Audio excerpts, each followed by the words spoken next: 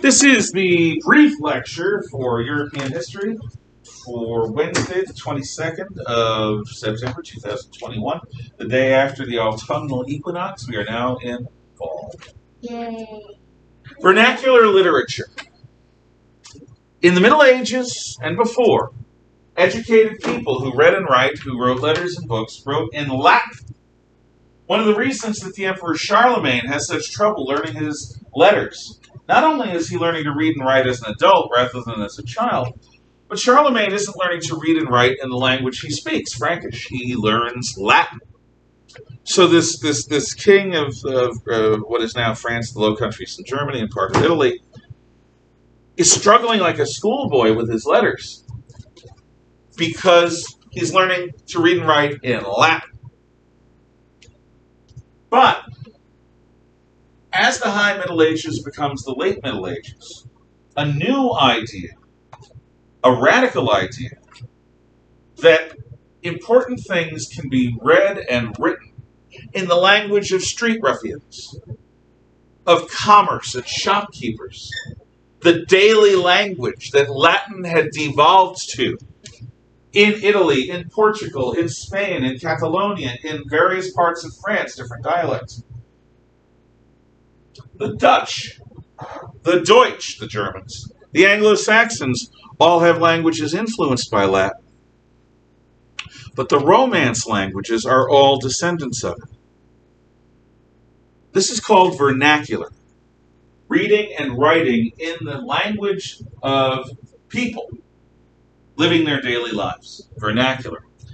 And the first great vernacular writer is Dante Alighieri. Dante Alighieri writes the Divine Comedy. Not in Latin, but in Italian.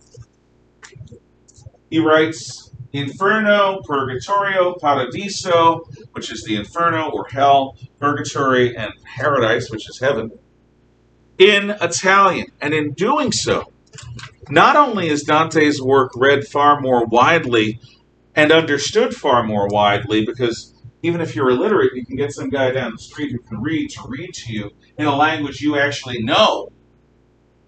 But Dante is going to be one of the basic shapers of how Italian grammar and language works. In Spanish, you've got later on Miguel de Cervantes.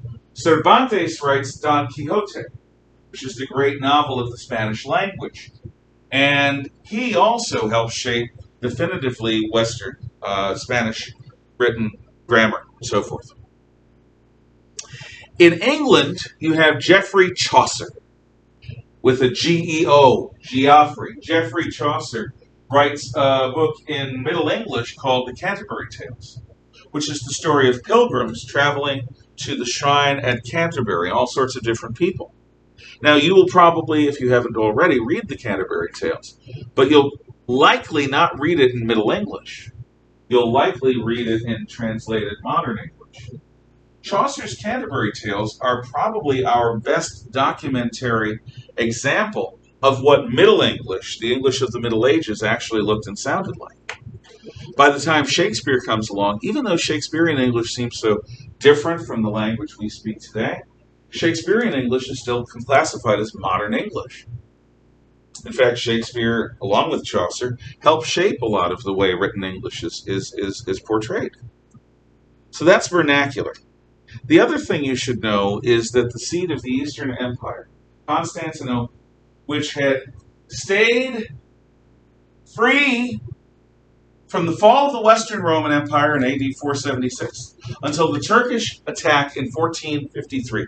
For 1,000 years, Constantinople was the heart of the Eastern Roman or Byzantine Empire, shielding Europe from the Islamic attacks. But in 1453, one measure of the end of the Middle Ages happens when giant Turkish cannons breach holes, plural, through the great system of walls built by the Emperor Constantine. With the fall of Constantinople, the Roman Empire is well and truly finally gone.